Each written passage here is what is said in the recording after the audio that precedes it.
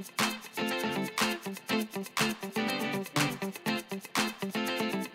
everybody, it's the Black Ghost again, and I've got 1, 2, 3, 4, 5, 6, 12 card repack packs. These are not the, I wanted to get a box of in-set repacks, where basically you get all just cards from one set. That's kind of nice if you're trying to get a whole bunch of cards from one set. But I'm trying not to pay more than like 25 bucks for them. That's actually a lot harder than it turned out. So for now, I've got these, and you can find all sorts of repacks on eBay. This particular one I purchased from a guy who's the image for his thing says over 800 sold, and actually he sold over 900 at this point. But they're 12 card repacks. They're built to have 1 rare or mythic rare, 3 uncommons, 7 commons, and then 1 bonus card.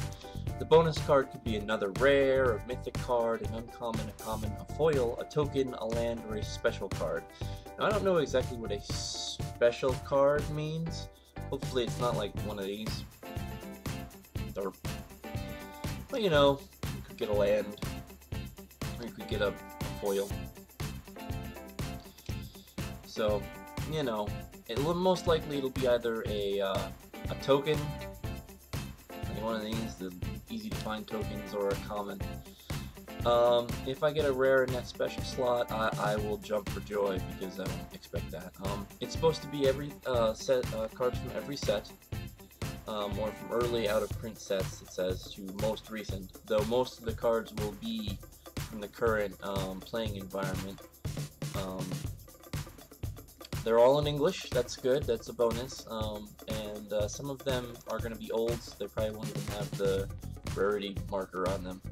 All the cards were in binders, he says. They're in mint condition. Some might show somewhere, and some have been played, most are brand new. But they're $1 each, and if you buy 5, you get 1 free. And then the shipping is $1 for the first one, and 35 cents for each after that. So, I thought the price was reasonable. Notice he doesn't actually say, hey, you have a chance at a Mox or whatever. I ended up looking, the rest of his pictures have more, and there's like Progenitus, there's a whole bunch of mythics, there's Planeswalkers in here, a whole bunch of stuff from the last couple of sets. Really good dollar value cards, you know, some stuff that's gonna rotate out. And then, of course, I see a big old pile of dingus eggs underneath. So maybe you get the foil Days, maybe you get a foil Eldrazi, maybe you just get crap. And I'm assuming that I'm just going to get crap. But who knows? Maybe they're great packs. We'll see in a second. Alright, so here's the first one. So as you can see, they're just in a penny sleeve. So these penny sleeves are now pretty much useless. Okay, so here's the last card. It looks like it was a land slot. So we'll go this way. We had a Terramorphic Expanse. Come on. Zoom it. Gravedigger. Yeah, so these are a lot of giant baiting. Okay, well that's from a little further back. Alright, I think we're gonna get into our, let's see, we're gonna get into our uncommons here soon. Gideon's Lawbringer. Alright, here's our uncommons. First uncommon is a River Boa from Zendikar, Island Walk, and 1 green to regenerate. This guy has had some play before, and he's not wildly inefficient. 2 mana for a 2/1 Island Walk bear that also regenerates with 1 green. Good old Sarah Angel is our uncommon. Praise Vengeance. Target creature gets +2/+2 until the end of turn, and it rebounds. So, a little better than a Giant Growth if you want to spread it around. And here is our rare. It's Guardian Seraph. 4 mana for a 3/4 flying. If a source an opponent controls would deal damage to, prevent 1 of that damage. So, alright. If you like angels, that's cool. You get an angel. You know, possibly possibly even playable. You know, a 3/4 for 4 isn't bad. Alright, we got a foil in this one. A foil in our extra slot. A foil hold the gates, which is really fun if you're using, you can hardly see, you kind of see it on the bottom, the sparkles on the bottom. Really fun if you're playing Maze's End and you're using a whole lot of gates. Gets to be a bit of an issue. Walking Corpse, Black Bear, Giant Growth, a Edge of the Divinity. Fun if you have black white. It's a 3/3 for 1, +3/+3 enchantment. Cloud Shift, Thallid, ooh, white bordered Fester, Uncle Fester, Festering Goblin. Here's a giant, a vanilla giant. Alright, we're into our uncommon. So now we've got the Vengeful Vampire, a 6 mana 3/2 flyer with Undying, so he comes back as a 4/3 flyer. Tempest of Light, 3 mana, destroys all enchantments. Rain of Thorns, 6 mana, choose one or more. Destroy target artifact, destroy target enchantment, or destroy target land. Might be interesting in maybe EDH. And a Mirror Battlesphere! Yep, this is a bulk rare if they ever printed one. Mirror Battlesphere, I have about 2 of these, one from the commander deck, one that I pack pulled. So, you know, it's a 7, cost 7 mana for a 4/7. When you put it into play, you put into play 4 1/1 colorless mirror tokens. I saw an interesting Goblin Welder build that bounced this back into the graveyard for something that drew a card, and then bounced this back out. So you're just making mirrors every turn. Another 4 mirrors, another 4 mirrors. So, I mean, it has some use. You might find some cool EDH use for it. Whenever Mirror Battlesphere attacks, you may tap X, untap the mirror you control, and if you do, Mirror Battlesphere gets +X/+0 until the end of turn and deals X damage to defending player. Oh! It deals X damage to defending player for the untapped mirrors you control. Well, that's cool. That's a little better than I thought it was. Alright, so next pack. I had such a hard time trying to get the cards out of these packs before. Guess what we got? This is a special card. So, I mean, if you're looking for an Innistrad flip card back, or maybe you have a proxy that you need, there you go. So, you know, Vanilla Ghoul, Night Sky Mimic. Whenever you play a spell that's both white and black, Night Sky Mimic gets +4/+4 and gains flying until the end of turn. Might work in my white-black EDH deck. Remember the Fallen, Nightshade Predator, Declamor, Burnt Offering! I like this. Sacrifice a creature to add that creature's casting cost. Any combination of red or black mana to your mana pool. I used to use this in an online variant of Magic the Gathering where it was kind of like Mental Magic and you only had 4 slots. So I would make Scornful Egotist into, he's the morph creature that, you know, obviously morph costs 3. And then when you flip him, his casting cost turns into 8. But you only paid, like 3 and then 1 blue or something like that, and you end up getting 8 mana the second turn, like net 7 mana the second turn. Bear, Runeclaw Bears. Alright, and here we are in our uncommons now. Wall of Denial. He's a very deniable wall. Defender, Flying, and Shroud, so it's like, yeah. And that looks like Venser versus Koth. Haunted Guardian, Defender First Strike for 2. Righteousness, target blocking creature gets 7/7 until the end of turn for 1. And our rare, Bad Moon. Oh, okay. All black creatures get +1/+1. That's actually fairly usable. That's pretty cool. I'll have to look up some of these rares that we get,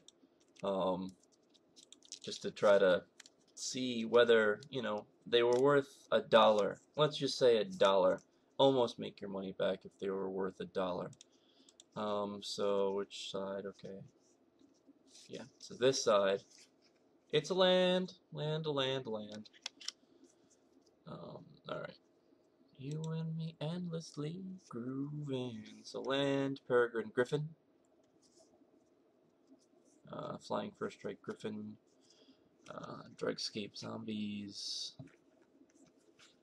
Abundant Growth. Dropping the cards, dropping the cards.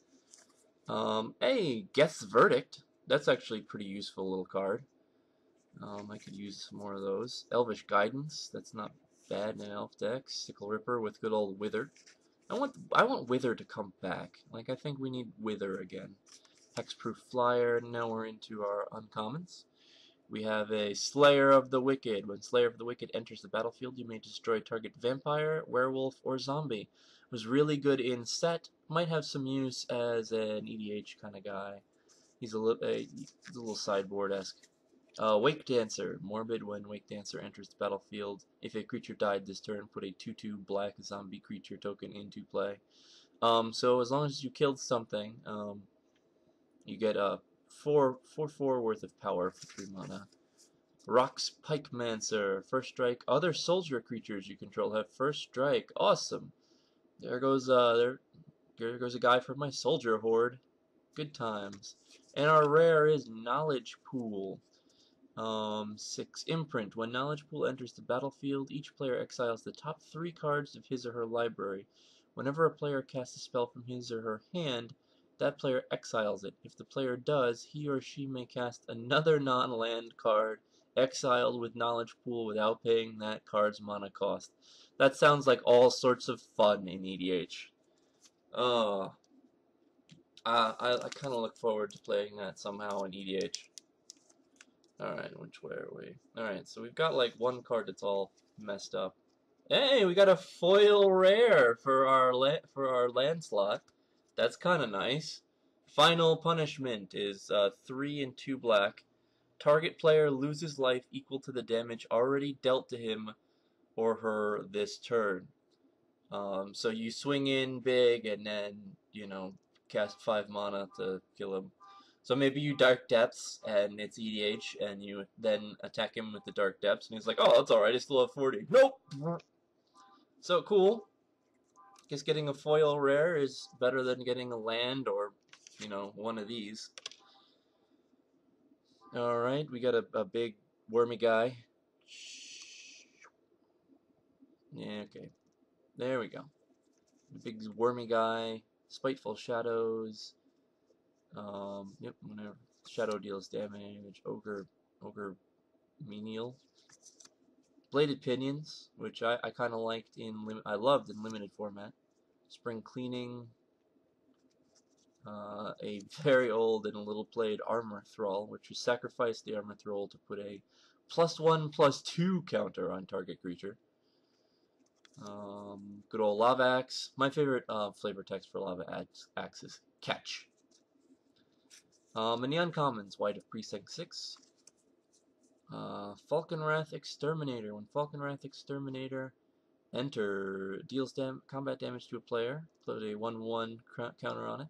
Falconwrath Exterminator deals damage to target creature equal to the number of 1/1 counters on Falconwrath Exterminator. Huh, that sounds like it could be a thing.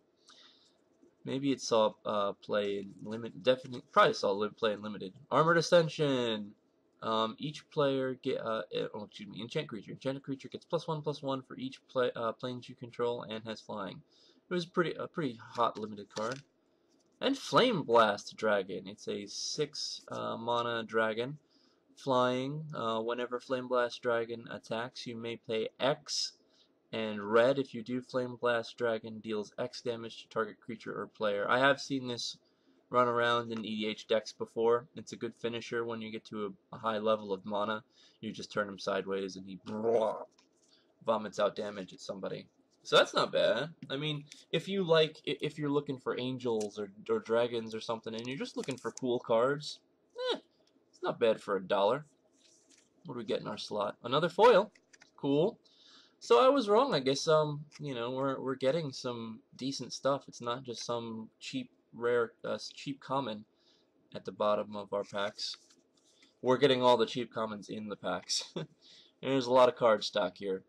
Headless Scab, you know, our Black Bear. Headless Scab,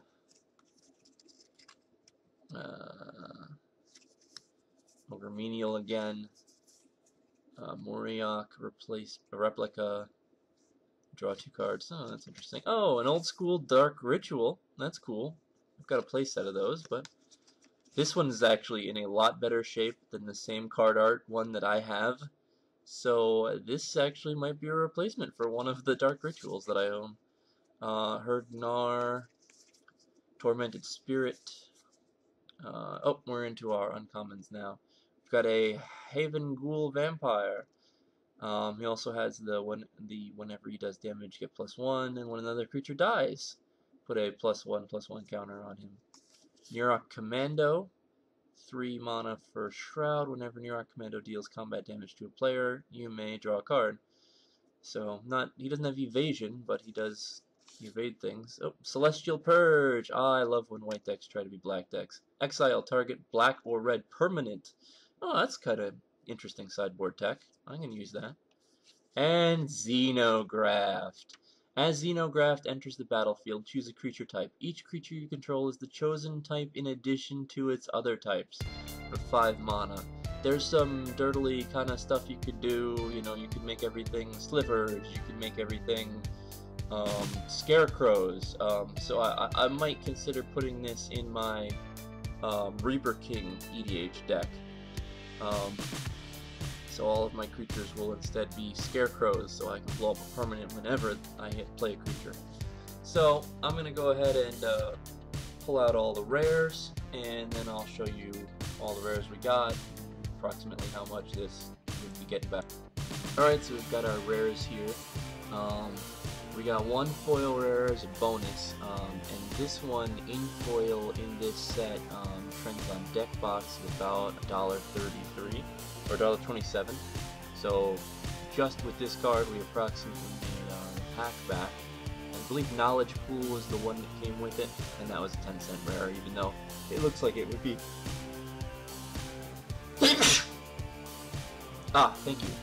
Looks like it would be totally fun in EDH.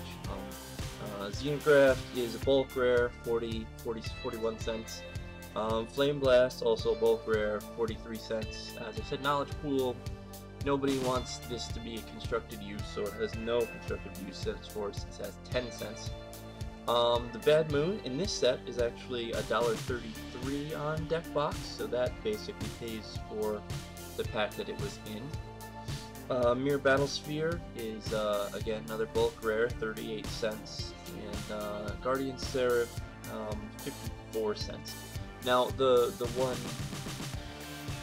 one Dark Ritual that I pulled was like 80-something cents on deck box. You know, so some of this stuff, is it all equal to the, you know, $7 or $8 that I paid for 6 packs? Probably not. Should you just buy 1 pack? Probably not. Should you buy a whole bunch of packs? Maybe. If you like opening packs, these are fun. You get to see some fun cards. Like it was cool to get that extra bonus rare in the slot. We obviously didn't get any mythics. We didn't get any planeswalkers and big chase cards from anywhere. You know, dollar and change rares, a couple dollar and change rares. So all in all, these repacks are usually kind of scam level. If you're getting a repack for like $1, it's worth it. It's pretty much worth it, because if you're getting it for $1, you're gonna enjoy, you know, cracking the packs and seeing what you get, and you know, you're gonna end up with a lot of vanilla junk creatures. We ended up with Gravedigger, which actually has been printed as an uncommon now. But you get some fun stuff, some interesting stuff that you may not have had, and some stuff that you might have been missing. So that's what I have to say about that. Au revoir, everyone.